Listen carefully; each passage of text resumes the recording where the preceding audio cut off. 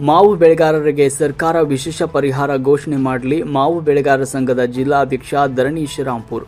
ಮಾವು ಬೆಳೆಗಾರರಿಗೆ ಸರ್ಕಾರ ಪ್ರತಿ ಎಕರೆಗೆ 38,000 ರೂಪಾಯಿನಂತೆ ಸರ್ಕಾರ ವಿಶೇಷ ಪರಿಹಾರ ಘೋಷಣೆ ಮಾಡಬೇಕು ಅಂತ ಮಾವು ಬೆಳೆಗಾರರ ಸಂಘದ ಜಿಲ್ಲಾಧ್ಯಕ್ಷ ಧರಣೀಶ್ ರಾಂಪುರ್ ಅವರು ತಿಳಿಸಿದರು. ರಾಮನಗರದಲ್ಲಿ ಸುದ್ದಿಗಾರರೊಂದಿಗೆ ಮಾತನಾಡಿದ ಅವರು, ರಾಮನಗರ ಜಿಲ್ಲೆಯಲ್ಲಿ ಬಿಸಿಲಿನಿಂದ ಮಾವಿನ ಮರಗಳು ಒಣಗಿ ಹೋಗಿದ್ದು, ಈ ಮಾವಿನ ಮರಗಳ ಪುನಶ್ಚೇತನಕ್ಕೆ ಸರ್ಕಾರ ರೈತರಿಗೆ ನೆರವು ನೀಡಬೇಕು ಅಂತ ತಿಳಿಸಿದರು.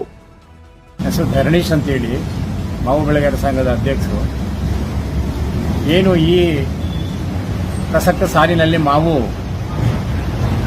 ಬಹಳ ಬೆಳೆಗಾರರಿಗೆ ದುಃಖ ತರಿಸುವಂಥ ಒಂದು ಸಂಗತಿ.